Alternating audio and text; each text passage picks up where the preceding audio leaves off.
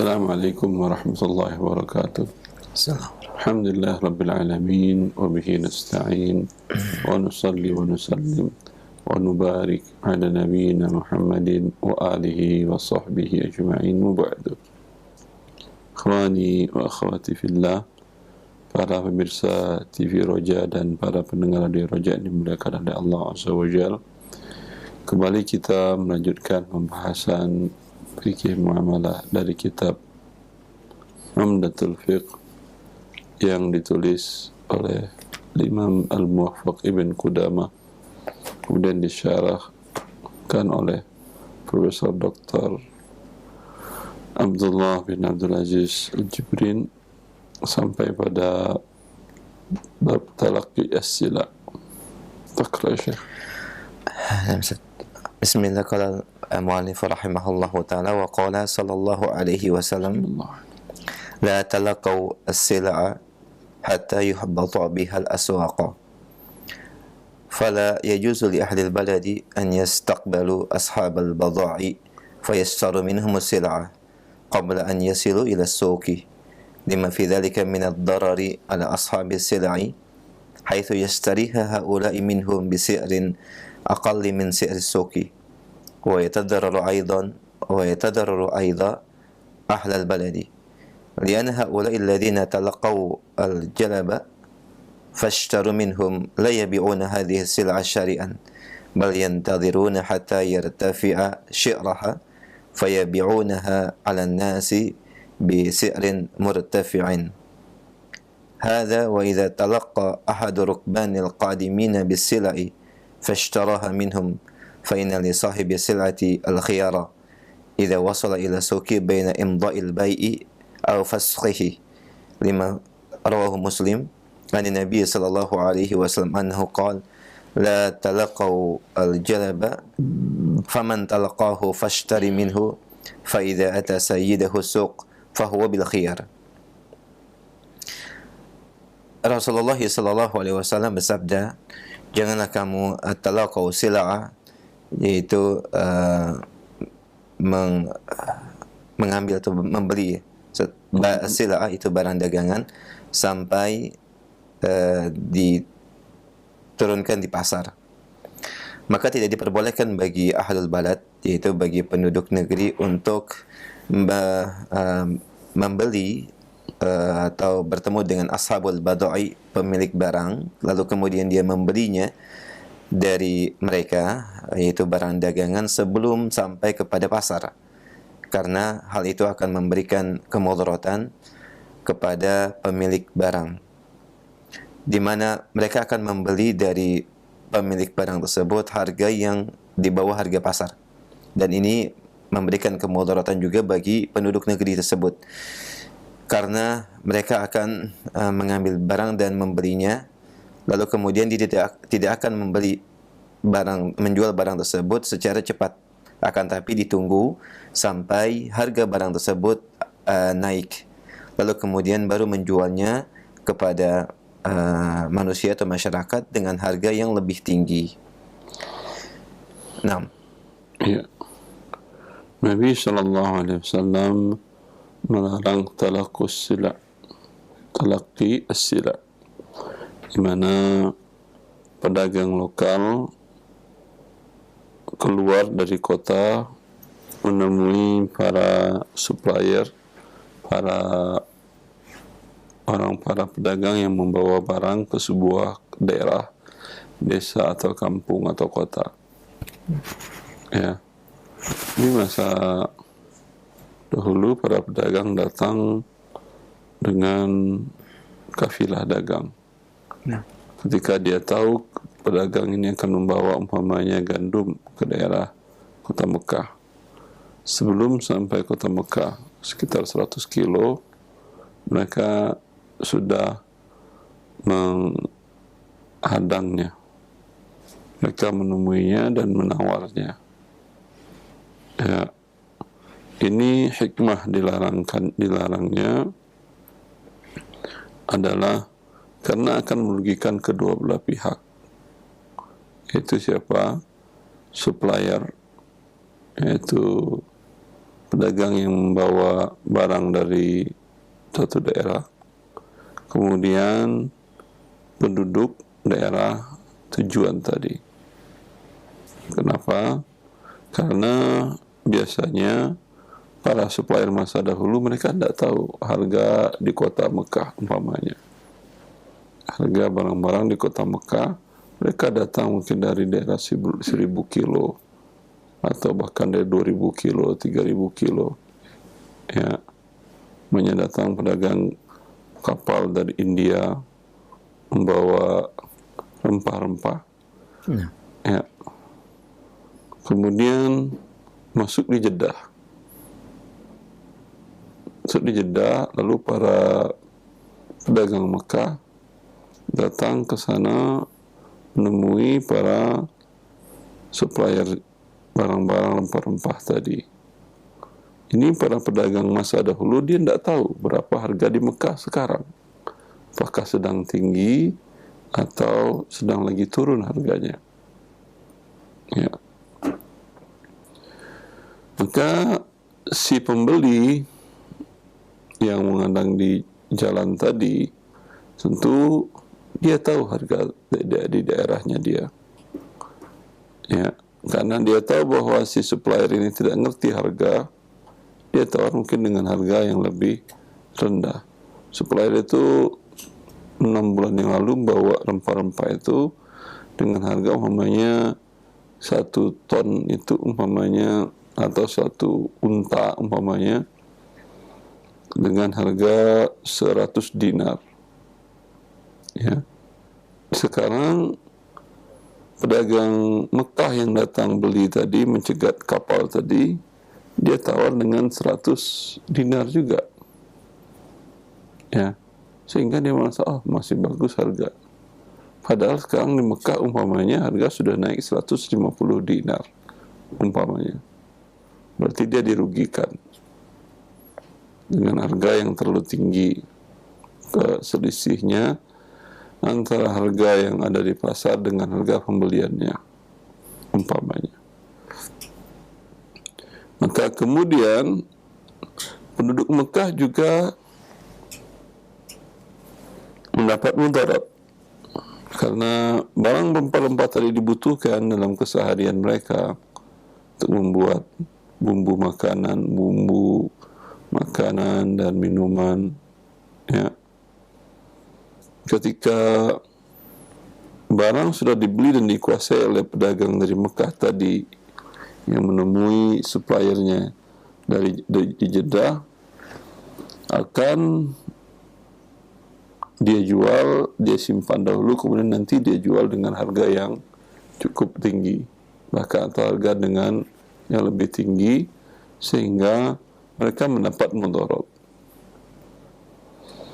Dan ini wallahu a'lam, kalau di masa sekarang ini mungkin tidak akan terjadi hal seperti demikian, karena semua komunikasi, walau jarak antar benua ribuan kilometer jarak antara satu kota dengan yang lain, antara supplier dengan pembeli, itu bisa kontak didapatkan. Dia bisa menghubungi orang-orang kepercayaannya di Mekah, menanyakan berapa harga rempah ini sekarang di sini. Oh, sedang naik, Pak. Ya, ini pesawat pakai kapal laut dah umpamanya. Ini kapal masuk pada hari ini. Ya.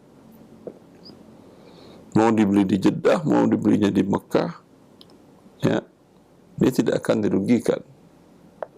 Maka bila, dan bahkan ada setiap hari indeks harga kebutuhan pokok ada. Di seluruh negara ada seperti itu. Bisa dicek melalui situs-situs Kementerian Perdagangan di setiap negara, sehingga penjual atau supplier tidak terlalu dirugikan. Dan orang di daerah Mekah tadi, kalau sekarang juga tidak terlalu dirugikan, karena para supplier banyak. Kalau masa dahulu supplier itu ya datang satu kafilah dagang, mau datang lagi nggak tahu kapan. Kalau sekarang supplier dari seluruh dunia ada masuk, bahkan apalagi dengan cara online, dari mana aja barang bisa masuk. Ya, barang masuk umpamanya dari India, langsung dari Indonesia ada, dari Sri Lanka, dari Bangladesh, ya, bahkan ayam beku itu ada yang dari Brazil dimasuk di Arab Saudi itu, dari Brazil, dari Perancis, ayam padahal segar, ya ayam segar ya, artinya ayam beku itu bisa, maka tidak akan terjadi mudarat bagi kedua belah pihak. Tapi bila dalam satu kasus kampung, daerah yang terisolir, umpamanya tidak ada sinyal, tidak ada telepon, ya, maka ini tentu berlaku. Karena hukum asal muamalat adalah boleh. Ya, hukum asal muamalat adalah boleh, dan bila ada penyebabnya terlarang, ada unsur riba, ada gharar, ada darar, maka baru haram. Bisa jadi suatu ketika itu ada dararnya, seperti ini di masa Nabi SAW dan di masa lampau, ya, dararnya jelas seperti dijelaskan oleh syarih.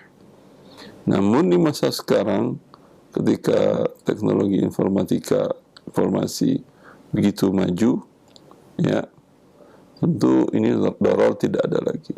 Bila dararnya hilang, kembali kepada hukum asal muamalat adalah al-ibahatu wal hil, mubah dan halal. Kemudian ketika supplier tadi datang ke Mekah tadi, dia tadi di Jeddah, sudah dibeli barangnya, dia kata ya selagi ke Jeddah Mekah kan tidak jauh, ya, cukup bisa naik kendaraan, kalau di masa dulu unta, sehari semalam nyampe. Nanggung saya mau umroh sekalian masuk Mekah. Ternyata harga rempah-rempah di sana lagi tinggi, ya, maka si supplier merasa rugi. فمن تلقاه فاشترى منه فإذا أتى سيده السوق فهو بالخيار. Siapa yang pedagang Mekah tadi datang beli ke supplier di Jeddah, kemudian ketika dia umrah, dia dapati bahwa harga di Mekah lagi tinggi. Umpamanya harga sebetulnya tadi dia jual 100 dinar, harga sekarang umpamanya sudah 200 dinar. Berarti tertipu dia 50%. Ya. Maka Rasulullah SAW memberikan hak kepada hak khiyar. Ini khiyar apa namanya? Khiyar majlis sudah berpisah. Karena akadnya di Jeddah, sekarang sudah di Mekah. Kemudian tentu sudah tidak satu majelis lagi pada saat akad dengan pada saat dia datang ke Mekah. Kemudian khiyar syarat tidak ada persyaratan. Kan dia beli putus, tidak ada persyaratan. Berarti ini masuk khiyar ghaban, di mana si penjual tertipu, harganya terlalu murah. Bagaimana menentukan harganya terlalu murah? Ya, kalau mazhab Maliki mereka mengatakan bila salah satu pihak mengambil keuntungan lebih daripada sepertiga dari harga umumnya, maka ini dia dirugikan. Ini dia tertipu 50%. Padahal kalau dia masuk ke Mekah, bisa dia mungkin jual dengan harga 170 dinar per ton atau per unta. Sekarang dia jual cuma 100 dinar per unta. 100 dinar berarti ada selisih 70%, atau 70 dinar. Perbandingan 70 dinar dengan 200 lebih dari sepertiga kan.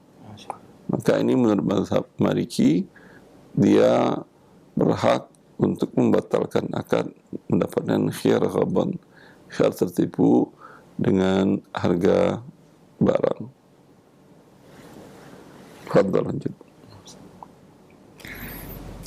وهذا إذا طلقنا انهينا. بعدها نعم. وقال عليه الصلاة والسلام اللهم صل. من اشترى طعاما فلا يبيعه حتى يستوفيه أي إذا يستوفيه. أي نعم فلا يبيعه حتى يستوفيه أي إذا اشترى أي نوع من الأطعمة برا أو سعيرا أو ذرة أو غيرها فلا يجوز له أن يبيعه حتى يقبضه وذلك بكيله أو وزنه ونقله إلى مكان خاص بالمشتري. Rasulullah sallallahu alaihi wasallam bersabda, barang siapa yang memberi ta'aman atau makanan, maka janganlah dia menjualnya sampai dia menerimanya dengan sempurna. Yaitu apabila seseorang membeli makanan apapun dari jenis makanan seperti buron, gandum, sair, al-dhurra atau jagung atau yang selainnya, maka dia tidak diperbolehkan untuk menjualnya sampai dia menerimanya. Dan al-qabd atau menerima ini dengan takaran, wazan, atau dia pindahkan ke tempat yang khusus untuk membeli. Nah. Ya, ini pembahasannya akan panjang karena memang kasusnya banyak terjadi baik di masa dahulu pun masa per hari ini. Tentang larangan Nabi SAW melarang si penjual, si pembeli menjual kembali barang yang sudah dia beli sebelum barang dia terima atau qabad. Rasulullah mengatakan, "Man ishtara ta'aman fala yabi'hu hatta yastawfiyahu." Siapa yang membeli makanan, maka tidak boleh dia jual kembali sebelum dia terima. Dalam hadis Hakim bin Hizam, "Fala tabi'hu hatta taqbidahu." Jangan kau jual kembali barang yang telah engkau beli sebelum engkau terima. Ya, itu umum. Kalau hadis ini sifatnya hanya untuk makanan. Tapi Ibn Abbas mengatakan, menurutku seluruh barang sama.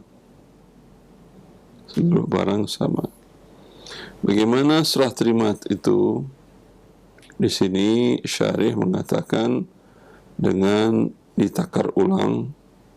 Umpamanya dia beli ini berapa sok? 30 sok. Ya udah. Masih di situ. Lalu ada orang mau beli, kata dia, ini udah saya beli. Kamu mau beli dari saya? Boleh. Tapi masih di situ. Bolehkah? Boleh kalau dia sebentar dulu ya, sebelum saya jual ke kamu, ya, saya takar dulu, ditakar ulangnya. 10 sok, pas 10 sok. Ya udah, ini sekarang saya jual ke kamu, ya. Tadi saya beli walaupun tidak disebutkan modalnya, atau disebutkan modalnya mungkin lebih enak. Tadi saya beli umpamanya 100 dinar, saya jual kepadamu 120 dinar. Kata dia, 2 menit kamu untung 20%. Ya kalau enggak beli ke tempat lain, enggak ada masalah. Boleh ini, boleh. Awazduhu, atau dia timbang dahulu. Ya. Dia beli umpamanya gandum tadi, ya sebanyak 50 kilo. Alhamdulillah si pedagang punya kilo. Ketika ada yang mau beli, Pak beli gandum ini udah habis, dan baru dibeli orang ini. Lalu dia mau beli, Pak saya mau beli dari Bapak, boleh? Boleh. Tapi sebentar dulu, saya timbang dulu. Kata dia, Pak, saya timbang Pak, dia timbang. Pas harganya 100 kilo. Ya, saya jual kepada kamu, tadi saya beli umpamanya 100 dinar, saya jual kepadamu 130 dinar. Cuma nimbang doang kamu dapat 30 dinar. Ya, kalau nggak cari ke tempat lain nggak ada masalah. Udah, saya muter-muter nggak ada, cuma di sini kayaknya semuanya bilang di sini mungkin masih ada. Tapi udah kamu beli duluan. Ya ini rezeki saya berarti halal. Ya, bisa dengan dua cara itu, dan kemudian dia pindahkan ke tempat khusus milik pembeli. Berarti setelah ditimbangnya dan dipindahkannya ke tempat khusus milik pembeli, di mana umpamanya keluar dia dari toko tadi. Bila masih di toko berarti tidak boleh. Karena di sini bikailihi aw waznihi wa naqlihi. Dia timbang, takar ulang dan dipindahkan ke tempat khusus. Dibawa sebentar. Tolong angkat barang itu ke apa namanya mobil bak kita atau mobil bak saya, mana Pak yang itu, diangkat. Udah, habis itu dia beli di situ, dia jual di situ. Ya, seperti itu. Lanjut, Ustaz. Nah, Ustaz. Qala syarih hafizahullah ta'ala wa dhahaba ba'du ahli ilmi ila anna hadha al-hukma yashmulu jami' anwa'il silai fala yajuzu bai'ahi ay minha hatta bai'u ay minha hatta yaqbiduha wa hatta يهوزها إلى مكان خاص به أو إلى أي مكان آخر لا سلطان للبيع عليه إن كانت مما ينقل لما ثبت عن ابن عمر رضي الله عنهما قال ابتعت زيتا في السوق فلما استوجبته لنفسي لقيني رجل فأعطاني به ربحا حسنا فأردت أن أضرب على يده فأخذ رجل من خلفي بذراعي فالتفت فإذا زيد بن ثابت رضي الله عنه فقال لا تبيع حتى حيث ابتعته حتى تحوزه إلى راحلك فإن رسول الله صلى الله عليه وسلم نهى أن تباع السلعة حيث تبتاع حتى يحوزها التجار إلى رحالهم وهذا هو الأقرب. Dan sebagian para ulama berpandangan bahwa hukum ini mencakup seluruh jenis-jenis barang dagangan, maka tidak diperbolehkan yaitu menjual ayin minha hatta yaqbiduha, apapun barang dagangan tersebut sampai dia menerimanya, atau dia pindahkan ke tempat yang khusus atau ke tempat yang lain yang tidak ada penguasaan bagi penjual atasnya, apabila barang tersebut bisa dipindahkan, sebagaimana yang telah sabit dari Ibnu Umar radhiyallahu anhuma, di mana beliau berkata, aku menjual minyak di pasar,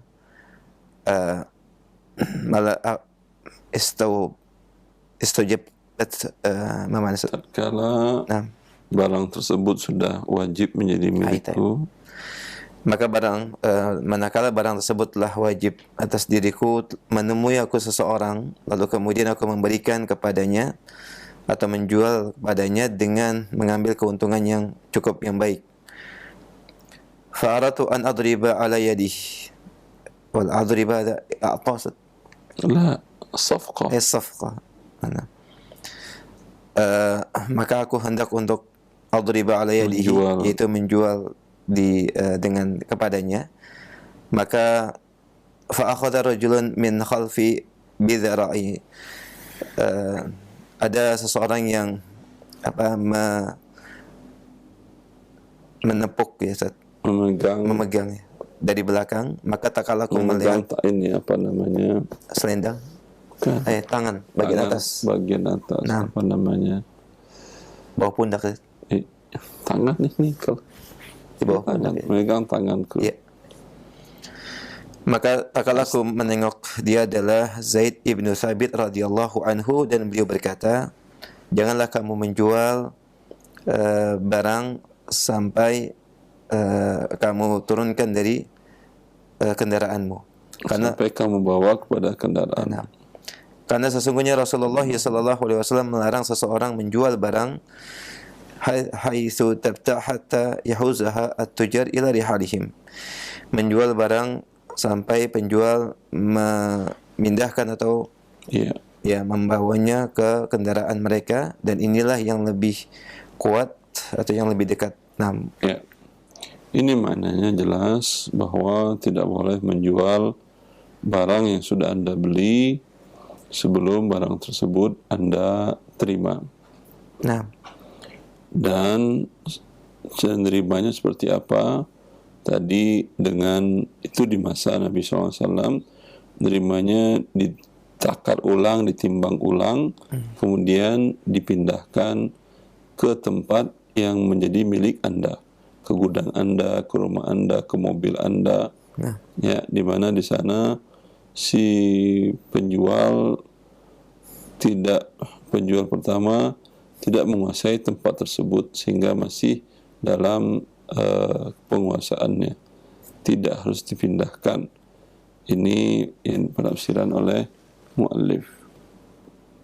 Dan ada terjadi kasus ketika Ibnu Umar, ya, ketika Ibnu Umar radhiyallahu ta'ala anhuma, beliau beli minyak zaitun, kemudian sudah dibelinya, sudah dipegangnya, kemudian masih di tempat yang sama ada orang yang datang membeli dengan harga yang lebih tinggi dan dia dapat untung bagus, Ibnu Umarnya. Nah, ketika dia akan melakukan transaksi, ingin deal, maka ada orang di belakang menarik hastanya, tangannya. Lalu ternyata itu adalah Zaid bin Thabit. Dia mengatakan, aku mendengar Rasulullah SAW, beliau melarang menjual barang yang sudah dibeli tapi belum dipindahkan ke rumah. Ya, ini pendapat yang terkuat. Lanjut.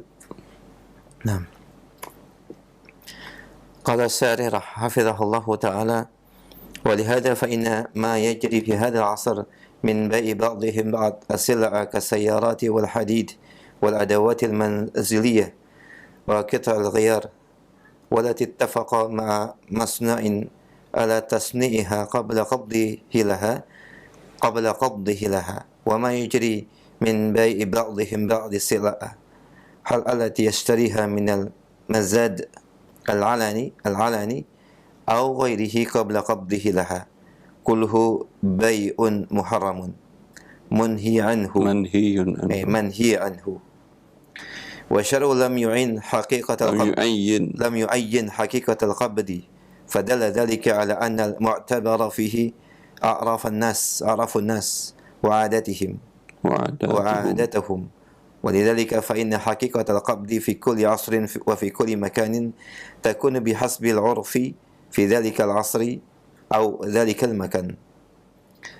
Walihada, oleh sebab itu apa yang telah yang berjalan pada masa ini pada masa ini dari seseorang menjual dengan yang lain dari barang yang diperjualbelikan seperti mobil atau besi dan alat-alat rumah tangga atau al-qita'ul ghayar, spare part, atau spare part yang telah disepakati bersama pabrik yang membuatnya sebelum pembelinya menerima sepenuhnya, atau apa yang biasa berjalan dari jual beli yang dilakukan oleh satu dengan yang lainnya, yaitu menjual barang yang dia beli di tempat al-mazad al-alani, pelelangan atau yang terbuka. nah, Ustaz.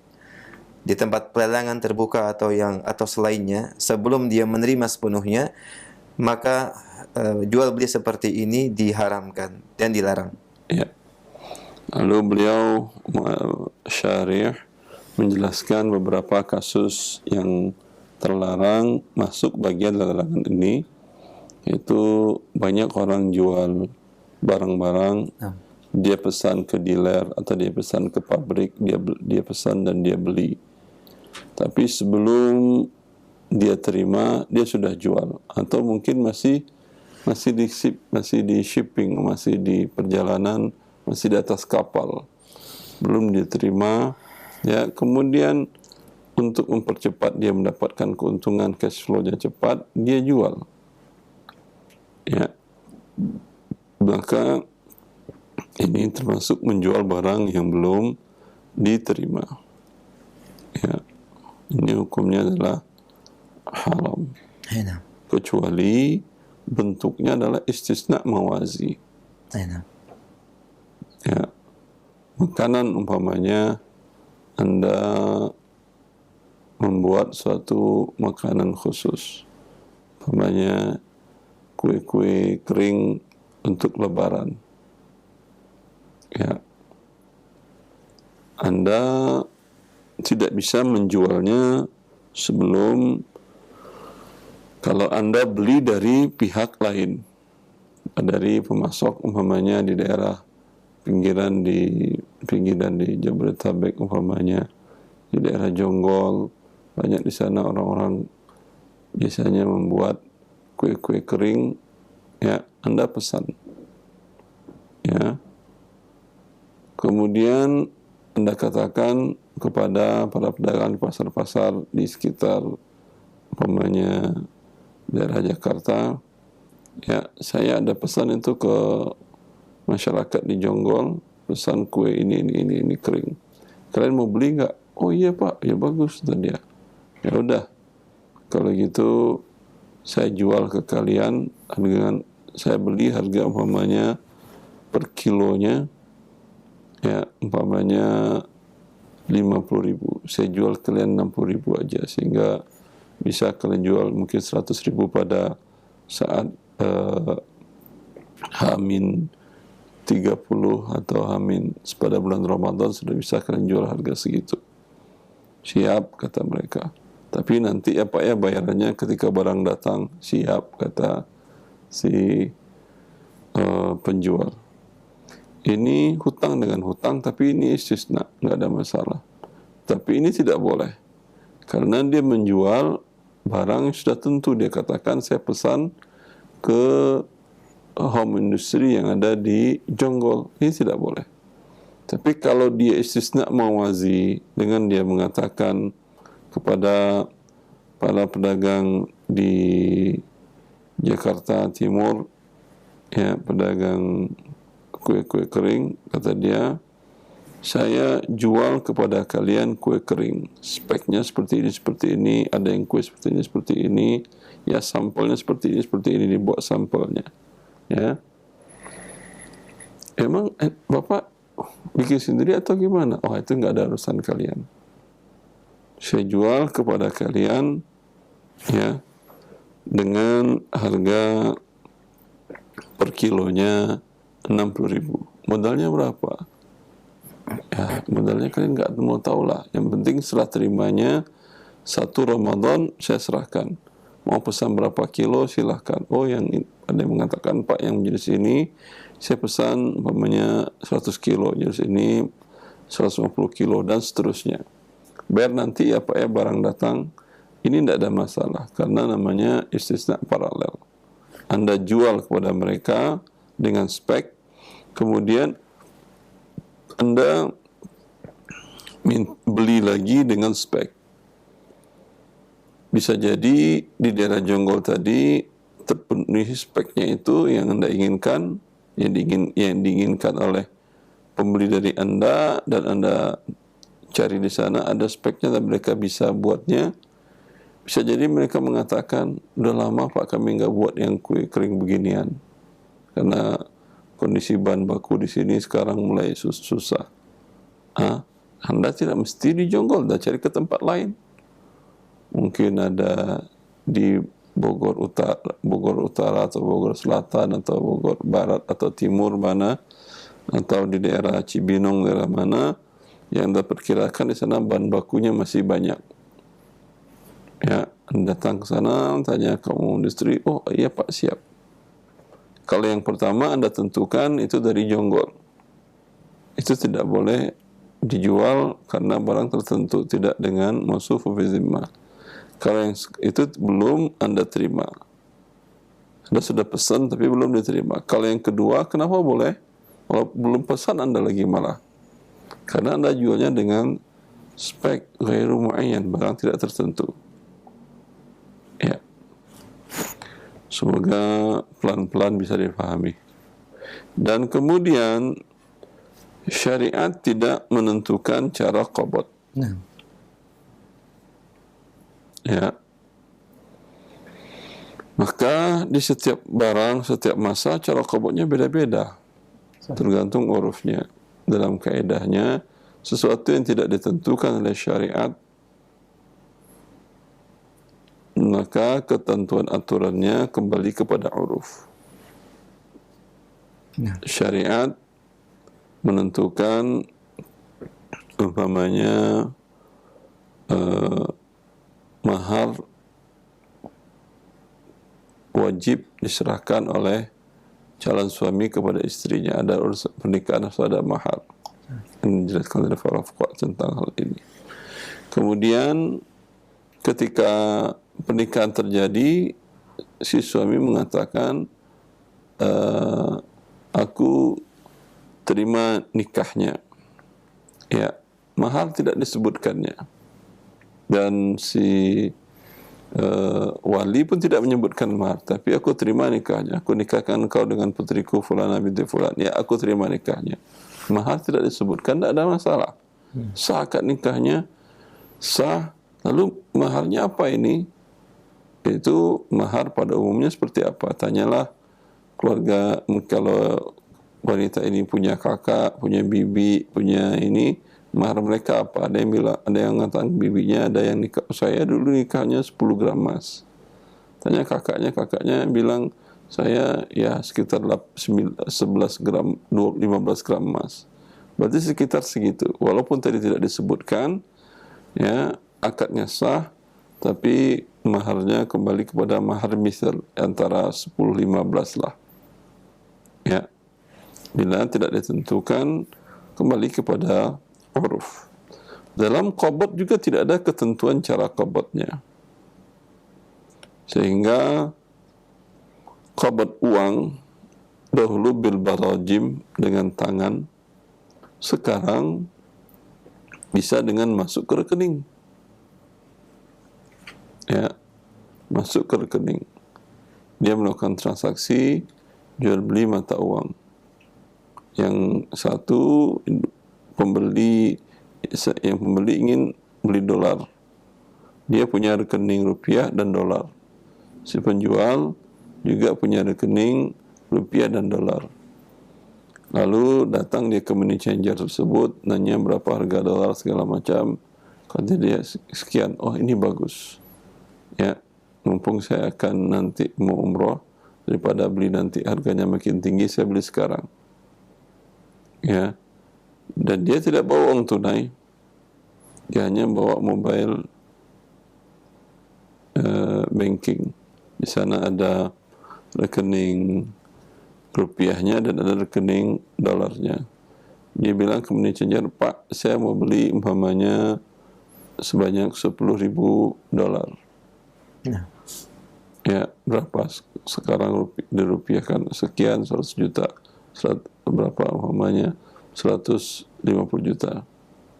Umpamanya, atau pas lagi murah 140 juta. Pak, saya beli 10.000 ya Pak. Ya. Tapi saya nggak pakai uang tunai, saya pakai mobile banking, saya transfer ke rekening rupiah Bapak. Nanti ya Bapak langsung transferkan ke rekening dolar saya. Ini nomor rekening dolar saya. Sini nomor rupiah Bapak. Maaf. mana rekening rupiah rupiah Bapak, ini rekening dolar saya. Lalu ini saya kirimkan ke rupiah ke rekening Bapak, ya. Ya, masuk 140 juta, iya masuk. Lalu si money changer kirimkan transfer $10.000, masuk, kata pembeli tadi, nasabah konsumen tadi, iya Pak, udah masuk. Ya, terima kasih ya Pak. Ya, ini sudah sahkah? Padahal tidak ada barang yang diterima, tidak ada uang yang diserahkan fisiknya. Terlama membolehkan ini termasuk dengan qabad hukmi. Ya, barang yang bisa dipegang, ya, emas, qabadnya dengan di tangan. Barang yang tidak bisa dipegang, ya, dengan memegang surat-surat kepemilikan, seperti umpamanya Anda beli tanah, beli rumah, ya, tidak bisalah dipegang tanah dan rumahnya. Kalau dahulu para ulama mengatakan cara qabadnya bitakhliyah, si penjual sebelumnya mengosongkan tanah tersebut dan memberikan kesempatan kepada pembeli untuk menguasainya. Mungkin dengan kalau ada kuncinya, ini kunci, kata dia. Dulu nggak pakai sertifikat, umpamanya ini kunci, dah sah. Kau pegang kunci, pegang rumah, ya urufnya begitu. Karena Nabi tidak menentukan kalau rumah harus dipegang segala macam, enggak. Tapi rumah sudah dikosongkan. Kalau sekarang, walaupun belum dikosongkannya, kata dia, itu rumah sudah saya kontrakkan ke orang selama 1 tahun, tinggal lagi 6 bulan. Sekarang saya butuh uang tunai, saya mau jual rumah itu. Bolehkah? Boleh. Kalau disewakan, Ustaz. Iya, tapi dia bukan pemilik, dia penyewa. Maka dia harus mensyaratkan kepada pembeli, itu rumah saya jual ke kamu dengan harga 1 miliar rupiah. Pembayaran tunai. Kata pembeli, baik, tapi kan ada yang kontrak itu. Oh iya, ada yang kontrak 6 bulan lagi setelah terima fisiknya, 6 bulan lagi. Lalu si pembeli mengatakan, oh ya, tidak bisa 1 miliar Pak, kata dia. Itu kan uang sewa sudah Anda ambil. Oh iya, saya sudah terima uang sewanya 6 bulan. 6 bulan itu kan sewanya sekitar namanya 40 juta. Yaudah, kalau gitu saya beli ke Bapak dengan 950 juta.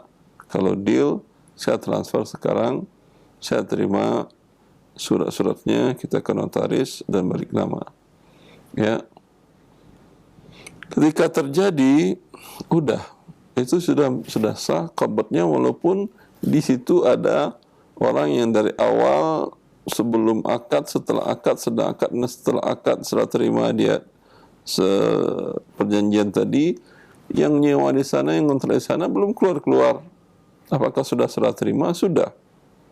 Karena ini serah terimanya dengan hukmi, itu dengan perpindahan kepemilikan melalui sertifikat ke negara tentunya. Ya, itu yang dimaksud dengan cara qabad setiap masa, tergantung kondisinya. Kalau dahulu orang beli emas, ya, serahkan rupiah tunai, terima emas tunai. Ya, dan biadil. Ya. Kalau sekarang ada ATM emas, walaupun belum terlalu banyak, mungkin masih baru dengar Anda. Ada beberapa mall yang ada ATM emas. Kalau di beberapa negara yang lain seperti di Malaysia, di Dubai banyak, hampir sama banyaknya dengan ATM rupiah, dolar, ATM uang. Nah, Anda masukin kartu debit Anda, lalu Anda beli umpamanya 100 gram, Anda klik, atau umpamanya yang murah lah, 10 gram Anda klik, pas harga emas lagi murah, ya, kemudian teng emas keluar, Anda terima. Ya, ini dan biadin. Niadan aja tangan Anda saja, tangan mesin nggak mungkin keluar nyerahkan kepada Anda. Walaupun keluar pun bukan tangan itu namanya besi. Boleh. Ini qabd hukmi, secara hukminya itu sudah serah terima. Walhasil masalah serah terima kembali kepada uruf yang berlaku dan diakui dan sifatnya masif dilakukan oleh penduduk suatu negeri tadi. Ya. Wallahu a'lam.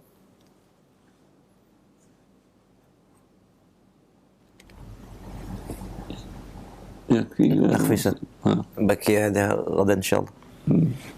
Yang terkait dengan pasar bursa diakhirkan sudah. Baik. Pendengar dan pemirsa Roja TV, demikian beberapa penjelasan terkait dengan proses atau bentuk jual beli yang diperbolehkan dan yang dilarang dengan beberapa ketentuan yang cukup jelas tadi di syarah. Kita berikan kesempatan bagi para pendengar untuk bersoal jawab. Bagi yang ingin memperdalam pembahasan atau yang berkaitan dengan jual beli yang lain, silakan. Baik, kita akan terima via telepon terlebih dahulu sebelum kami ambil dari pesan singkat atau WhatsApp. Ya, halo, silakan. Waalaikumsalam warahmatullahi wabarakatuh. Waalaikumsalam warahmatullahi Masalah waris bisa nggak ya? Silakan, Bapak dengan siapa di mana? Dengan Yunus Cianjur. Pak Yunus di Cianjur, silakan Pak. Iya, orang tua saya meninggal pertama ibu dulu meninggal. Namanya dan kapan wafatnya Pak? Nama ibu. Iya. Rukmini. Ibu Rukmini. Baik. Ibu Rukmini wafat ya Pak. Ya. Kedua bapak. Sebentar Pak. Ya. Rukmini wafat kapan? Bapak lihat televisi? Nama bapak HM Latif. Rukmini wafat kapan? Rukmini itu ibu saya, ibu kandung. Yang wafat duluan siapa? Yang meninggal duluan ibu dulu. Rukmini. Kapan dia wafatnya? Terus itu bapak. Tahun berapa Pak? Halo? Ya. Pak, Ibu Rukmini wafat tahun berapa? Disebutkan tahunnya juga Pak. Oh boleh. Iya semuanya. Tahun udah lama sebetulnya ya, tahun 2006 nggak usah. Baik. 2006. 6. Terus Dia punya harta yang mau dibagi? sebelum itu ya, karena belum dibagikan ada ya itu mah udah selesai bagikan yang kepunyaan ibu saya. Ada beberapa bidang tanah udah saya bagikan ke adik-adik. Itu udah selesai. Udah dibagikan. Suaminya juga dapat. Terus kedua punya bapak itu ada beberapa bidang tanah. Bapak ini suaminya Ibu Rukmini ya Pak? Iya, yang tadi yang udah dibagikan yang punya ibu langsung, nggak ibu kandung. Iya. Ya, terus sudah gitu kan selama ini bapak nggak ada yang ngurus, anak-anak karenanya di luar kota semua. Si bapak itu nikah lagi dengan ibunya, ibu tiri. Nah, dengan ibu tiri, nah, jadi itu bawa anak-anak 2 gitu, perempuan dua-duanya. Setelah itu bapak akhirnya beberapa tahun setelah itu meninggal ibu tiri itu. Ibu tiri. Bapak yang meninggal namanya siapa Pak? Dan kapan wafatnya? HM Latif. HM Latif tahun berapa wafatnya? Meninggalnya kemarin tahun 2000 sebentar Pak. Lupa lagi. Ya udah 4 tahun lah Pak. Berarti 2018 ya Pak? Iya, gitu. Nah. Yang mau dihitungkan dari harta waris Bapak ini, Bapak Latif ya Pak ya? Nah, betul. Baik. Yang diudah ini kan ibu tiri itu kan dapat ya Pak ya? Dapat. Tapi kan sudah meninggal duluan, dapat ya Pak ya? Karena dia meninggal anak 2. Latif ketika meninggal, istrinya sudah meninggal dua-duanya kan, Rukmini dan istri keduanya. Berarti ketika Latif wafat dia tidak punya istri sama sekali. Iya, terus nikah, tapi dia nggak punya di si ibu itu bawa anak 2 gitu, perempuan dua-duanya. Iya, Latif ini nikah dengan siapa lagi setelah Rukmini wafat? Itu nggak menikah lagi. Halo Pak Latif ini sepeninggal Ibu Rukmini apakah menikah lagi? Iya, menikah. Baik, itu yang ditanyakan. Namanya siapa? Ya, istri yang keduanya, Pak? Asia. Namanya Asia. Asia wafat kapan? setelah meninggal bapak saya, bapak kandung. Ya berarti saat Latif 2018 wafat, Asia masih hidup. Ya betul. Berarti istri. Itu dia ahli waris, dapat dia. Jadi kan kekayaan ke ibu semua dengan anaknya ya. Dengan Baik, kita akan hitungkan Pak. Jadi Latif ketika wafat, anaknya dari 2 istri berapa orang? Semuanya laki-laki perempuan? Laki perempuan semuanya 4 perempuan, 8 laki-laki. 4, 8 laki-laki dari 2 istri nih ya? Iya.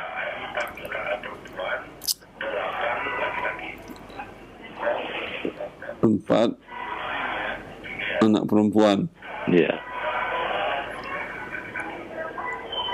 Dan Latif punya orang tua atau sudah meninggal semuanya? Sudah meninggal semuanya Pak, umurnya udah 120-an.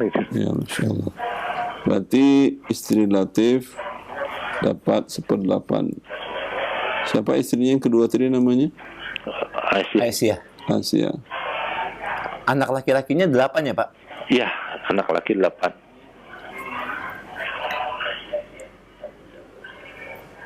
Delapan, ini sisa pembagiannya 8, 1, 7. 7 akan dibagikan anak laki-laki 8 kali 2, 16 tambah 4, 20. 7 bagi 20 tidak bisa. 20 kali 8 sama dengan 160. Nah, 20 kali 1, 20. Kemudian yang anak laki-laki masing-masing dapat 14 masing-masing. 14.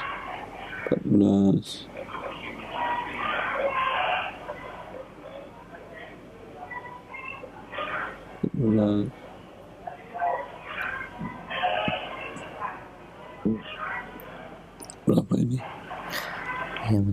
7. Yang anak perempuan ada 4, masing-masing dapat 7. 7/2, 160. 7. Jadi istrinya Asia dapat 20/160 dari seluruh harta Latif. Anak laki-laki masing-masing dapat 14/160 dari harta Latif. Anak perempuan masing-masing dapat 7/160 dari harta Latif.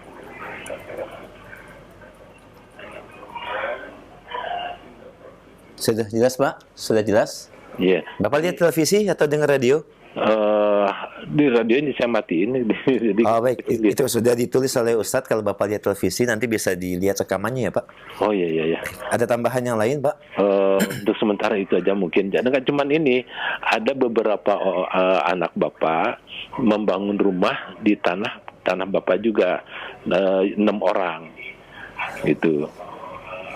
6 orang yang saya sih udah tanah sendiri, dibangun sendiri gitu. Pertanyaannya apa? Nah itu tanahnya itu dimasukkan ke kelompok yang tadi ya, dijumlahkan seluruhnya itu. Iya, dinilai yang sudah dinilai berapa, umpamanya harganya 16 miliar seluruh harta Pak Latif.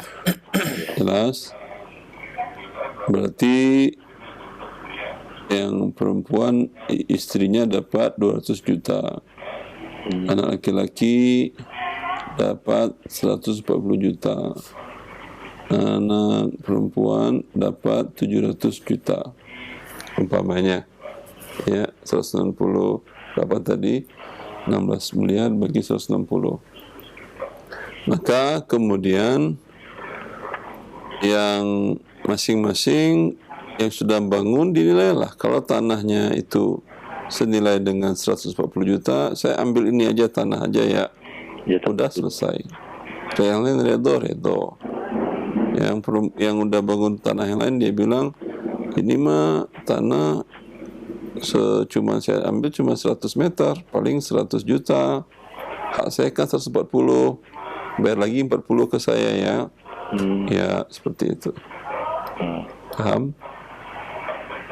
Cukup Pak, insya Allah. Iya. Ya gitu, insya Allah kalau gitu lebih jelas lagi karena harga tanah berbeda-beda harga tanah. Jadi saya harus menjumlahkan dulu seluruhnya. Setelah lulus seluruhnya baru dengan berikut sawah.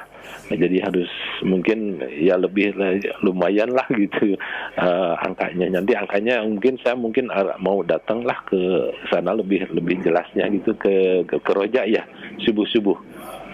Bisa. Nah, silakan Pak, insyaallah. Ya, Kamis ya. Insyaallah kalau gitu ya. Baik, barakallahu Assalamualaikum. Waalaikumsalam warahmatullahi wabarakatuh. Jazakallahu khair Pak, barakallahu fikum, dan semoga Allah mudahkan perhitungan warisnya. Kita berikan kesempatan yang kedua masih di line telepon. Baik, kita angkat kembali. Halo. Silakan, sudah masuk. Warahmatullahi wabarakatuh. Waalaikumsalam warahmatullahi wabarakatuh. Dengan siapa, di mana? Dengan keadaan dari Cianjur. Dadan, silahkan.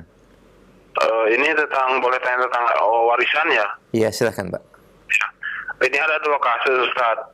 Jadi ada satu yang pertama, keluarga itu seorang suami ditinggal oleh istrinya, kemudian mempunyai anak 4, 2 laki-laki dan 2 perempuan Ustaz. Jadi masing-masing itu berapa bagian Ustaz? Kemudian yang meninggal siapa namanya? Yang meninggal itu Ibu Siti Ustaz. Siti wafat, sebentar. Kapan Siti wafat? Ya. Kapan Ibu Siti wafat, Pak Dadan? Belum lama Ustaz. 2022 ya? Iya, misalkan. Ya, dia sudah wafat.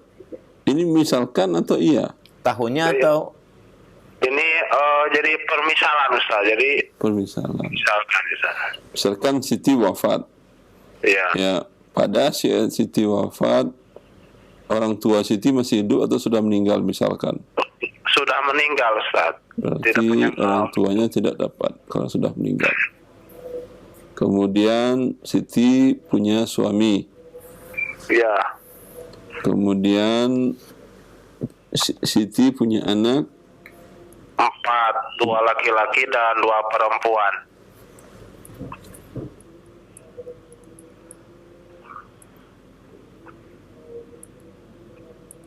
Ya, berapa pembagian harta Siti? Iya. Suaminya karena ada anak dapat 1/4. Kemudian sisa untuk anak laki perempuan. Bagiannya 4, 1, 3. Anak laki-laki kata Allah dapat 2 bagian. Jadi 2 kali 2, 4. Ditambah dengan 2, 6. 6. Ya. 6 dikali 4 sama dengan 24. Maka suaminya dapat 6/24. Anak laki-laki masing-masing 2 bagian. Maka 3 kali 2, 6. Anak perempuan masing-masing dapat 3. Jelas? Jelas Dadan? Ya begini, misalkan begini contohnya Ustaz. Jadi suami dapat sekian, jadi beri persentase Ustaz. Jadi ini udah jelas, bukan persentase, sudah jelas 6/24. Berapa harta Siti dinilai? Pamannya 1 miliar, Anda bagikan lah 1 miliar 2 bagi 24 dapat berapa juta. Kemudian angka yang dapat tadi dikalikan 6. Segitu hasil rupiah milik suami. Anak laki-laki masing-masing dikalikan angka yang dapat tadi 1 miliar bagi 24 dikali 6. Angka yang dapat untuk perempuan 1 miliar bagi 24 hasilnya dikali 3. Cukup jelas Dadan, insyaallah. Oh iya Ustaz. Baik. Mungkin untuk satu dulu ya, kita berikan kesempatan yang lain karena cukup banyak yang masuk.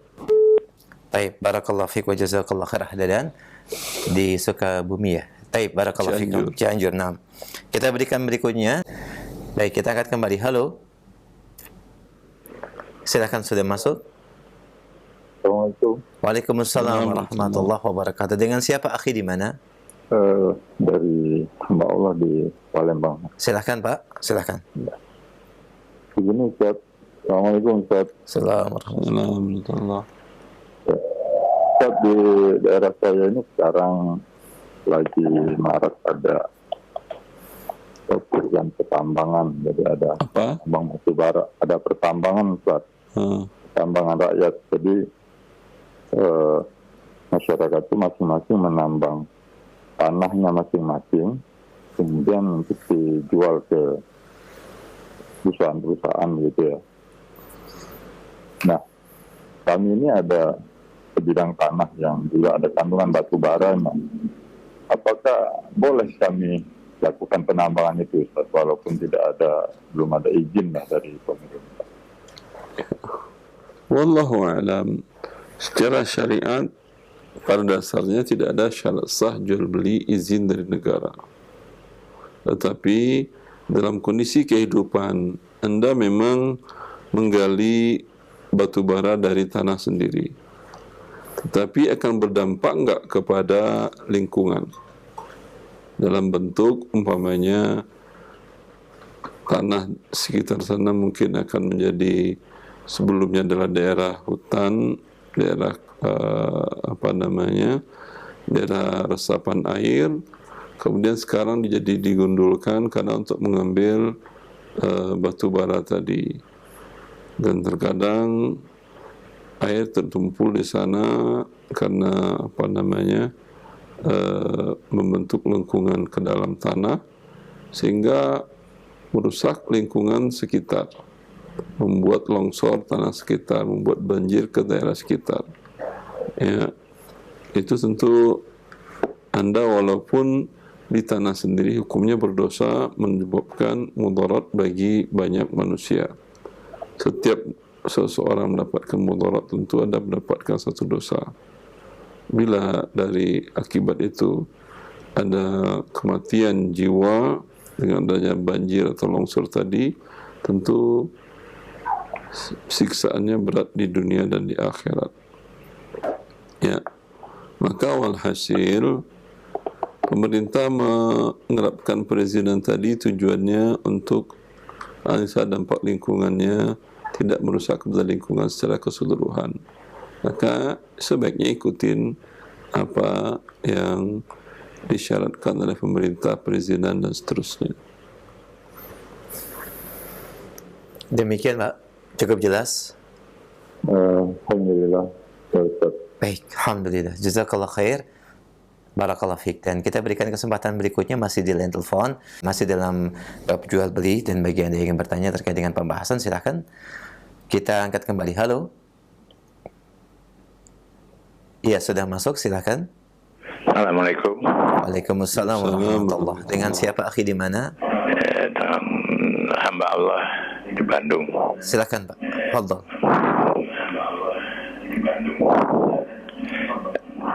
Silakan pertanyaannya Pak. Assalamualaikum warahmatullahi wabarakatuh, Ustaz. Assalamualaikum warahmatullahi wabarakatuh. Sebentar. Ini kecil kan.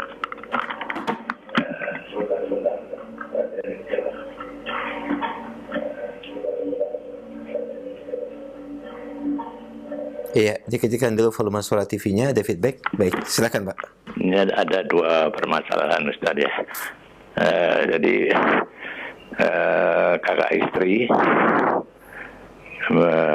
meninggal, tidak punya anak. Ya. Setelah meninggal, kami mencoba untuk memberikan penjelasan ya, melalui seorang ustadz begitu, bahwa istri itu hanya mendapat seperempat ya Ustaz ya. Akhirnya meninggalnya tahun 2011 ya. Udah lama ini, udah lama, tapi kami ingin jelas itunya permasalahannya. Jadi setelah diurus ke pengadilan agama, kakak almarhum istri saya, namanya Aan ya, almarhum Aan itu, punya kakak namanya Tini, meninggal tahun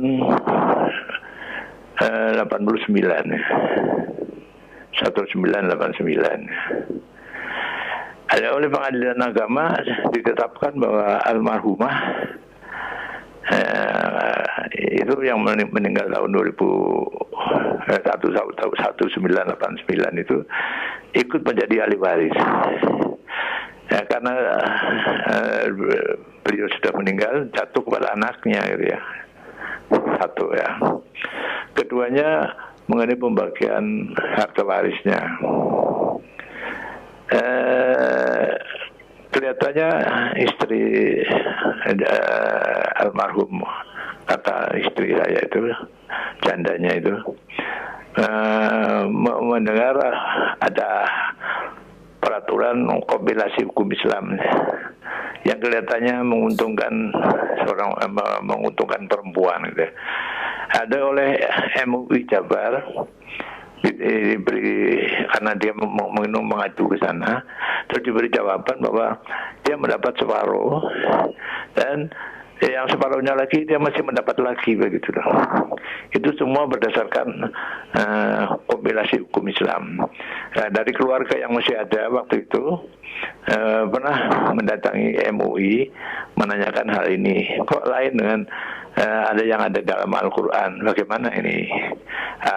Menurut pejabat di MUI mengatakan bahwa kami hanya melaksanakan untuk melaksanakan kompilasi hukum Islam berdasarkan instruksi Presiden nomor 1 tahun 1991 itu. Jadi yang kami tanyakan, kalau begitu ada dua peraturan yang berlaku di Indonesia ini, ada hukum Islam dan hukum berdasarkan kompilasi hukum Islam. Nah, bagaimana Ustaz menanggapi untuk selanjutnya nih? Ini kami sudah melaksanakan itu karena takut untuk ya nanti ada antara keluarga itu nggak enak begitu. Kami mau mengikuti aja begitu. Nah, baik. Ya, jadi saya mohon penjelasan dari Ustaz mengapa adanya dua hukum warisan di Indonesia dapat sampai dengan saat ini gitu. Terima kasih. Jazakallahu khairan. Wa jazakallahu khair. Ya, Allah mengatakan bahwa seorang istri bila suaminya wafat dan tidak meninggalkan anak si suami, istri dapat 1/4 dari harta suami. Nah. 1/4. Ya. Kalau di kompilasi hukum Islam tadi bukan 1/4, tetapi dapat dulu 1/2. Nah. Jadi keseluruhan. Ditambah nanti dapat lagi 1/4 dari sisa 1/2-nya. Berarti ini dia dapat 3/4. Ya. Anda tanyakan mana yang betul. Kalau menurut kompilasi hukum Islam, berarti istri dapat 3/4 dari harta suami.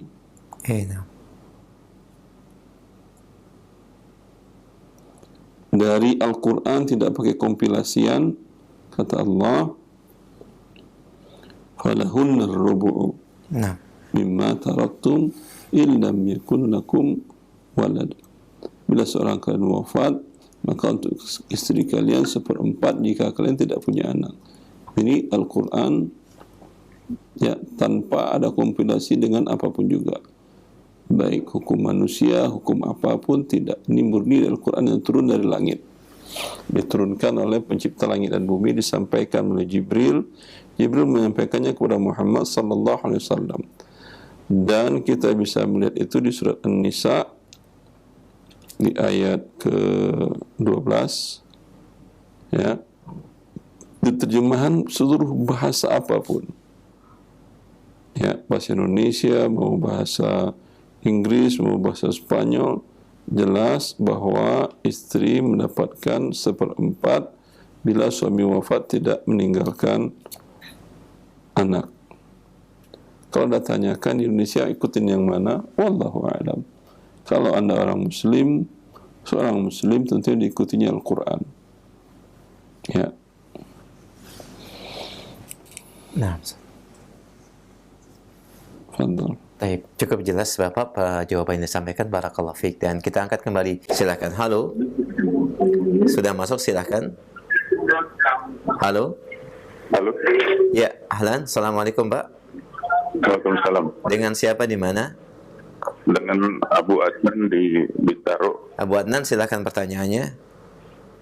Ya. Sebelah mau tanya, ada titipan pertanyaan dari saudara. Kalau dulu saudara itu pernah mengadakan arisan ya, kelompok arisan dengan beberapa temannya gitu. Nah, saudara tersebut kebagian tugas sebagai penarik dana ya, atau sebagai bendahara dari kelompok arisan tersebut. Ketika berjalan itu tidak lancar ya, jadi mungkin setelah setengah ya, sebagiannya sudah dapat, itu ada orang yang kabur lah, yang tidak diketahui lagi keberadaannya, sehingga arisannya harus bubar. Nah, kalau misalkan itu bubar, apakah menjadi tanggung jawab bendahara tersebut ya, untuk mengembalikan sisanya yang kepada orang-orang yang belum dapat ya? Itu aja pertanyaannya. Nah, baik Pak, kita akan simak jawabannya. Ya. Wallahu ta'ala alam, akad arisan adalah pinjam meminjam. Cuman dikelola, dia minjam dari uang orang banyak, kemudian dia bayar dengan bulanan yang semuanya jumlahnya sama. Dan ini tidak ada ribanya, hukum asalnya adalah halal. Ya. Akan tetapi bila terjadi seperti yang dipertanyakan, ada yang dia sudah dapat atau belum dia kabur. Kalau dia kabur setelah sudah dapat, ya berarti dia membawa uang orang-orang yang belum dia bayarkan. Kalau tidak di dunia dia bayarkan kepada orang-orang tersebut, di akhirat mereka cari persatu-persatu dan dia bayarkan dengan amal solehnya kalau ada. Kalau tidak, dia ambil dosa orang-orang tersebut dan dia pikul. Ya, seperti itu. Tidak ada tanggung jawab si pengelola atau si bendahara. Paling si bendahara bila bubar, yang sudah dapat tapi masih belum penuh dia bayar, dia minta bayarkan sekarang, atau kalau dia bubar dia mengatakan kamu bayar ke si fulan sekian, yang kamu yang dapat sudah dapat bayar ke si fulan sekian, sisa hutangmu baik kamu nyicil atau tunai itu urusan kamu dengan si fulan. Ya, untuk yang belum pernah sama sekali dapat. Ya. Sehingga dia tidak. Adapun yang kabur, ya, dia akan mengatakan berarti ini dia sudah dapat, masih ada sisa hutangnya, umpamanya dikalkulasikan digabung semuanya sekitar 10%. Berarti yang belum dapat punya hak pada yang kabur itu 10%. Ya, kalau tidak dia bayar di dunia, di akhirat dia bayarkan. Bila kalian bertemu dengan dia, kalian berhak meminta 10% dari uang keseluruhannya. Uang arisan berapa, umpamanya setiap dapat umpamanya 10 juta, berarti masing-masing kalian punya hak 1 juta ke dia. Dia sudah dapat dan menghilang. Masya Allah, cukup jelas. Demikian Pak, barakallahu fiik, dan semoga menjadi pencerahan bagi penanya dan juga peserta arisannya. Masya Allah, barakallahu fiik. Kita berikan kesempatan berikutnya, masih di line telepon sebelum kami angkat dari pesan WhatsApp. Baik, halo. Halo, Assalamualaikum. Waalaikumsalam warahmatullahi. Dengan siapa di mana? Dengan Dewi di Cilengsi. Silakan Ibu Dewi. Mau tanya tentang warisan ya? Nah, silakan. Jadi gini, ayah saya sudah meninggal tahun 2005. Ketika menikah dengan ibu saya seorang janda dengan anak 2. Ketika ayah saya meninggal, hartanya itu nggak langsung dibagikan karena kita masih pada kecil-kecil, Ustaz. Jadi semua itu untuk biaya kehidupan sehari-hari. Nah, termasuk anak tiri. Termasuk anak tiri, benar. Nah, sampai dengan tahun 2011. Ini mengelola uang siapa? Istrinya? Yang mengelola ibu saya. Padahal ibu Anda punya anak dari bapak Anda dan punya anak dari selain bapak Anda. Iya benar, dari bapak saya anaknya 3. Ini ibu masih hidupkah? Kenapa, Ustaz?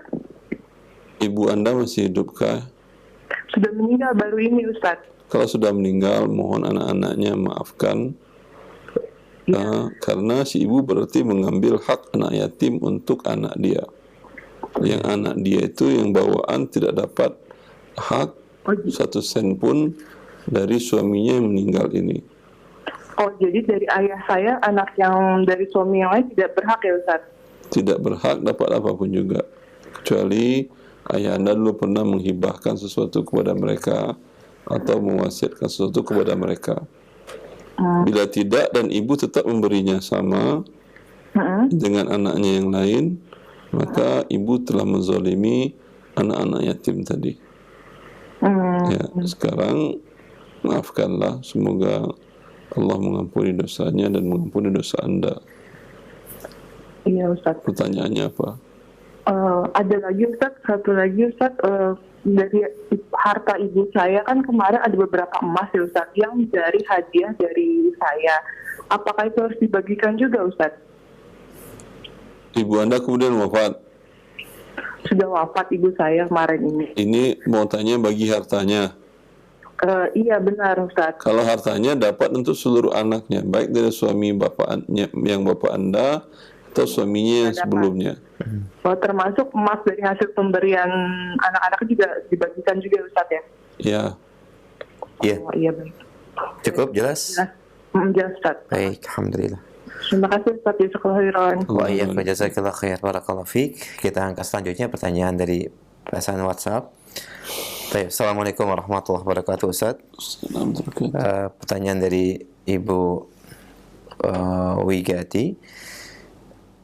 Bagaimanakah hukumnya bekerja di sebuah lembaga keuangan syariah, Ustaz, pada bagian kepengurusan masalah haji? Dan dia juga bertanya seseorang yang bekerja di perpajakan, Ustaz. Nah, mohon nasihatnya apa yang baiknya untuk dilakukan, jazakallahu khair. Beliau kerja di bank syariah, tapi ditanyanya bank syariah juga dan pajak juga. Ada 2 pertanyaan, Ustaz. Baik.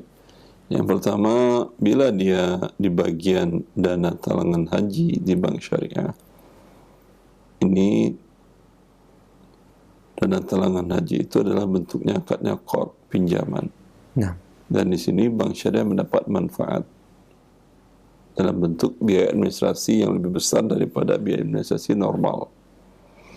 Dan bila terlambat pembayaran dari waktu ditetapkan, akan ada biaya administrasi baru lagi.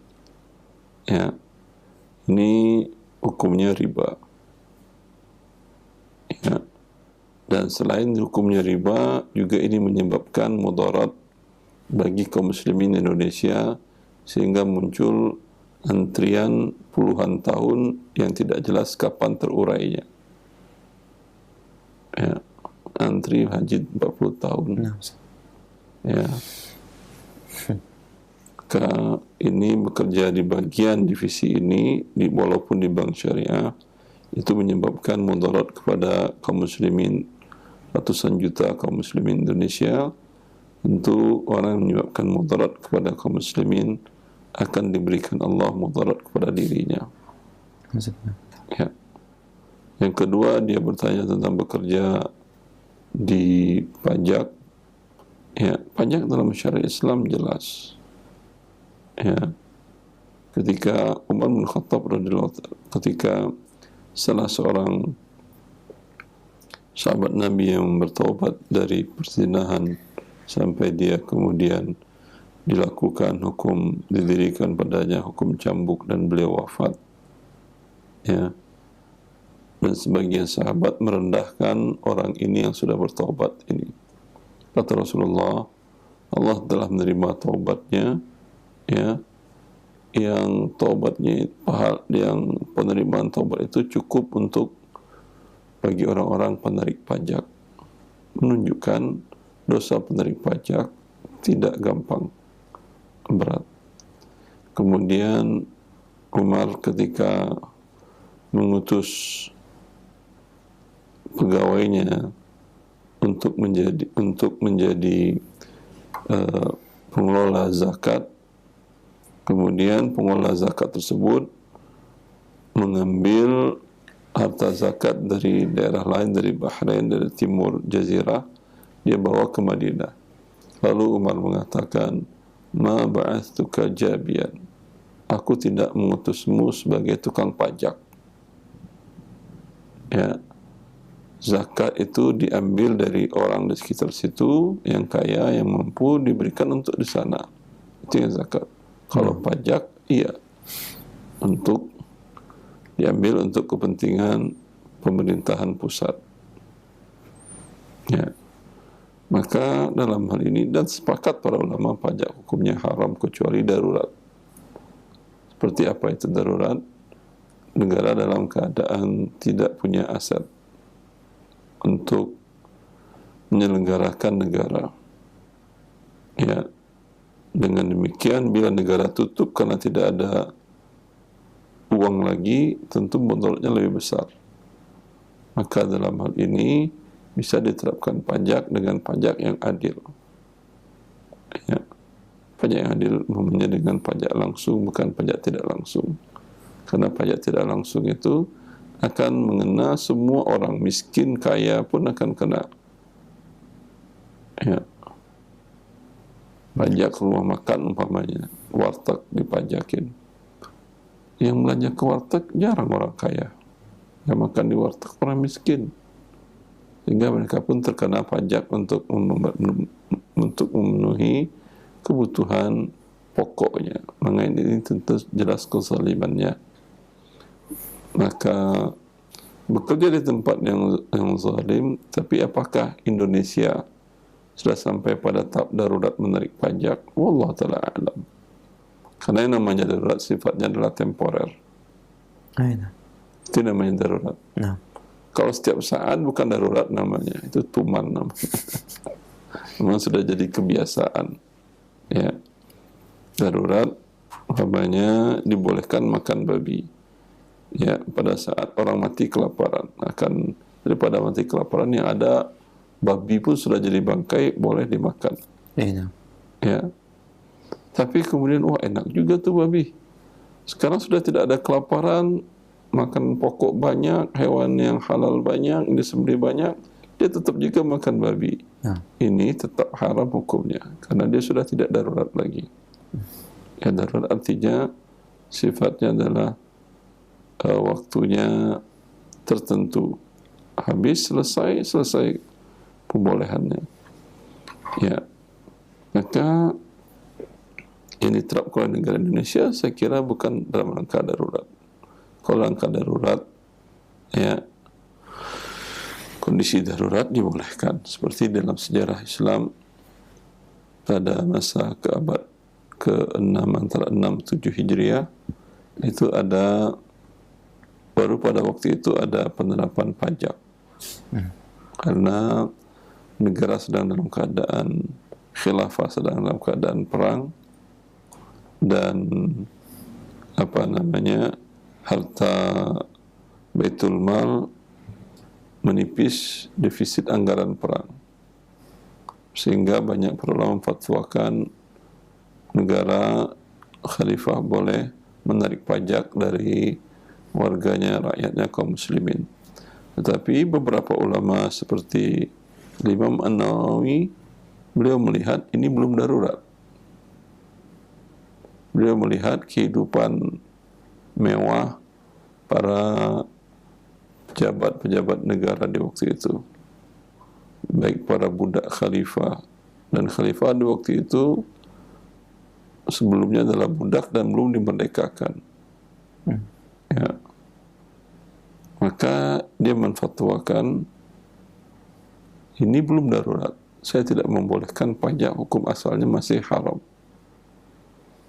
Tapi saya akan memfatwakan boleh dengan syarat semua harta-harta Baitul Mal yang dipakai oleh para pejabat negara, oleh para budak-budak kerajaan, ya, kemudian para budak-budak yang sekarang menempati posisi penting dan bahkan khalifah pun dimasukkan ke Baitul Mal, dijual, dan uang itu masih kurang untuk Baitul Mal untuk membiayai perang, baru saya fatwakan itu halal. Ya. Jadi kasus darurat dan tidak tentu dilihat, tidak bisa langsung dinyatakan ini adalah darurat. Memang bisa negara tanpa pajak, bisa, sangat bisa. Ya, buktinya rumah tangga kita kan bisa tanpa pajak. Apakah orang tuanya majakin anak, malakin anak, masing-masing bayar, kalau enggak kalian saya usir dari rumah, atau saya penjarakan kalian? Enggak, malah orang tua yang mencarikan nafkah untuk anak-anaknya. Ketika anak-anak sudah mampu pun tidak pernah orang tua malakin anak. Walaupun syariat membolehkan. Anta wa maluka li abik. Nah. Artinya ayahmu kalau ngambil, kalau malakin hartamu itu halal, bukan malakin yang haram. Ya, itu pun tidak ada orang tua yang melakukan itu kepada anaknya kecuali 1-2 kasuistik. Ya. Dan posisi negara dengan rakyatnya, pemerintahan dengan rakyatnya, itu dikatakan Nabi SAW sama bagaikan posisi ayah dengan anak-anaknya. Ya, wallahu ta'ala a'lam. Baik, Ustaz, alhamdulillah, jazakallah khair atas jawaban dan penjelasan yang disampaikan. Demikian pendengar yang bertanya, semoga menjadi pencerahan buat yang bertanya. Barakallahu fiik. Kami angkat kembali pertanyaan berikutnya terkait dengan waris, ya, menyambung pertanyaan sebelumnya. Apakah ahli waris yang wafat sebelum, baik dalam hal ini kasusnya adalah anak perempuannya wafat sebelum ayahnya, Ustaz, di mana anak perempuannya tahun 2000, kemudian ayahnya wafat tahun 2001. Nah, apakah anak yang wafat terlebih dahulu mendapatkan bagian warisan? Jazakallah khair. Allah barik fiik. Sepakat para ulama fikih bahwa syarat berhak menerima warisan bahwa penerima warisan tersebut hidup saat warisan itu dibagi. Kalau dia sudah meninggal, dia tidak dapat apa-apalah. Saat dimasukin ke kuburannya, mau dikasih ke anak, kasih ke anak dia, lihat kalau anaknya adalah memang ahli waris, tidak terhalangi oleh anak laki-laki atau anak perempuan, ya, maka dia berhak sebagai ahli waris yang Allah tentukan. Baik. Jazakallah khair atas jawaban dan penjelasannya, barakallahu fiik. Kemudian kami angkat kembali pertanyaan berikutnya. Ya, Assalamualaikum warahmatullahi wabarakatuh. Assalamualaikum. Bagaimana jika kita sedang dalam masa kredit cicilan tanpa riba dan ketika baru berjalan 2 bulan ingin melunasi dengan mendapatkan diskon, Ustaz? Pertanyaan dari hamba Allah di Banten, apakah ini diperbolehkan? Boleh. Nah, tidak boleh kalau diskon itu dibuatkan di dalam akad. Bila kamu bayar maju akan memberikan potongan sekian persen, itu tidak boleh. Tapi kalau hanya dibuatkan dalam akad, bila kamu bayar maju, kita akan buat kesepakatan ulang. Apakah nanti harganya masih tetap atau kami berikan diskon. Baik. Jazakallah khair, barakallahu fiik. Dan demikian pendengar yang bertanya yang ada di Banten. Kami angkat kembali pertanyaan berikutnya dari pendengar kita di Bekasi. Suami saya seorang PNS, di mana atasannya biasa memberikan bonus berupa THR atau yang lainnya dan uang lemburan kepada bawahannya, Ustaz. dan kebiasaannya diberikan kepada semua bawahannya. Kalau kita mengetahui sumber uang tersebut dari uang yang dikumpulkan dari rekanannya, bagaimana hukumnya, Ustaz? Rekanan maksudnya apa? Lam yuwadih, Ustaz.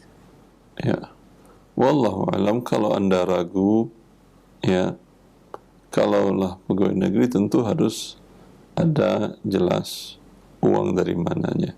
Nah, bila dari pribadi dan Anda tahu atasan Anda di kantor ini orang kaya, punya usaha A, B, C, D dan macam-macam di luar, yang itu dijalankan oleh anak istrinya. Ya, lalu dia lihat Anda bawahannya di kantor. Ya, sekali dia bawa uang sekian, dia bagi-bagikan. Ya, alhamdulillah. Tapi Anda tahu bahwa dia tidak punya bisnis yang macam-macam di luar, yang diperkirakan mampu itu untuk memberikan hadiah sejumlah itu. Maka apalagi kalau Anda tahu bahwa dari rekanan tadi yang tanda tanya, mungkin tidak halal, mungkin gratifikasi, mungkin segala macam. Bila Anda tahu, haram Anda terima uang tersebut. Tolak. Ya. nah, jazakallah khair atas jawaban yang penjelasannya. Demikian pendengar yang bertanya, barakallahu fiik. Kami angkat kembali pertanyaan berikutnya dari hamba Allah di Depok. Izin bertanya, Ustaz, saya memberikan pinjaman uang kepada seseorang, di mana uang pinjaman itu digunakan untuk ucapan terima kasih ke seseorang karena anaknya lolos seleksi di salah satu instansi pemerintah. Sejumlah uang ini sudah disepakati sejak awal oleh peserta seleksi dan orang tersebut. Pertanyaannya adalah, apakah ini termasuk suap? Dan apakah hukumnya buat saya yang memberikan pinjaman? Apakah termasuk ke dalam bagian pelaku suap kalau itu ternyata suap? Jazakallah khair. Bila penerima pinjaman tadi adalah pegawai di instansi tersebut, pegawai tadi dia mengatakan, seseorang cuma tidak disebutkan. Ya, bila dia pegawai tentu itu adalah rishwah. Tapi kalau dia pihak luar, cuma kenal baik, ya, bagian penerimaan, dan dia tidak memberikan apapun juga, hanya merekomendasikan ini orang baik, anak baik, ya, tidak ada masalah. Sebagian dari syafaat yang dianjurkan dalam syariat, yashfa'u tu'jaru, berikanlah syafaat, kalian mendapatkan pahala. Ya, tapi dalam syafaat mayoritas para ulama mengharamkan menerima imbalan. Anda katakan, saya rekomendasikan anak Anda, saya enggak bayar apa-apa ke instansi tersebut, enggak ada saya suap mereka, tapi kasih saya fee, ya, itu hukumnya haram. Ya, kalau di sini dia tidak dapat fee tapi dapat pinjaman. Iya, dia meminjamkan kepada seseorang yang lulus, di mana yang lulus ini sudah ada kesepakatan dengan orang yang memasukkannya untuk memberikan fee.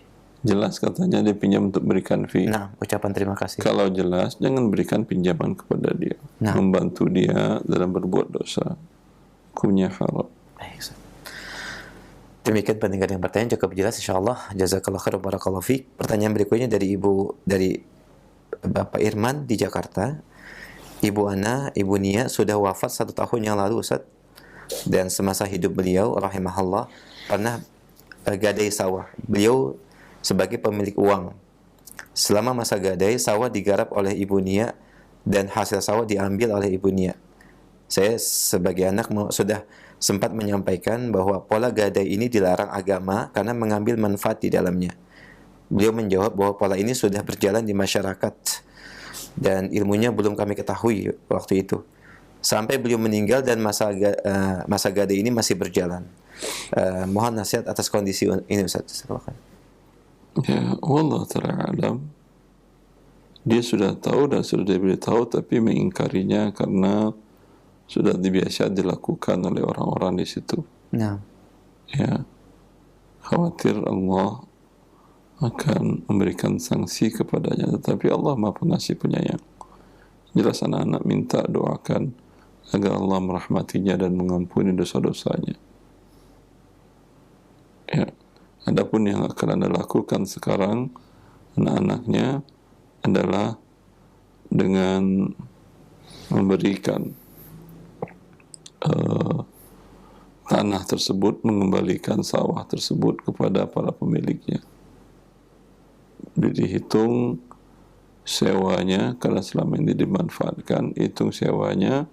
Bila sudah seimbang senilai dengan uang yang dipinjamkan ibu Anda, kembalikan tanpa Anda meminta 1 sen pun dari mereka rupiah. Kalau belum seimbang, sisanya minta kembali.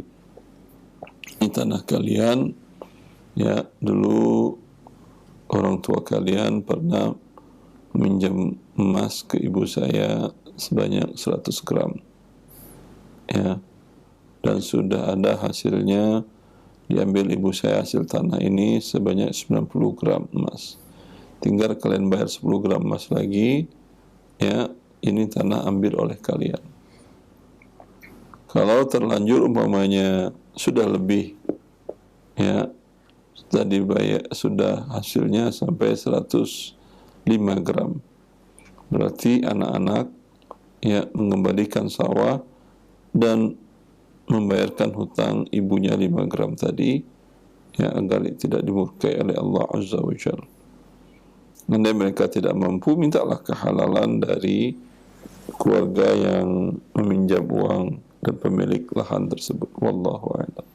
Dan ini merupakan pertanyaan terakhir kami di kesempatan pagi ini sebagai ikhtitam dan kesimpulan kajian kita, Ustaz, silakan. Ya. Rasulullah SAW memberikan persyaratan-persyaratan di dalam sebuah jual beli, di antaranya barang yang dia perjualbelikan harus sudah dimiliki terlebih dahulu. Ini hikmahnya akan banyak. Di antaranya Ibnu Abbas mengatakan itu adalah riba. Dan yang terjadi juga ini bila tidak terjadi serah terima kemudian dia jual, juga termasuk perjudian. Dan ini yang merusak ekonomi kontemporer yang di pasar keuangan atau pasar di bursa efek, di mana barang belum serah terima, kemudian dia jual lagi karena sedang naik harganya dan seterusnya, sehingga terjadi bubble. Angkanya besar, tetapi ketika dieksekusi barangnya tidak sesuai dengan angka tersebut, dan ini merusak ekonomi. Ya, maka syariat Allah adalah yang sempurna dan yang menyelamatkan manusia di dunia dan di akhirat. Wallahu a'lam. Wa sallallahu ala nabiyyina Muhammad wa alihi wa sahbihi wa sallam.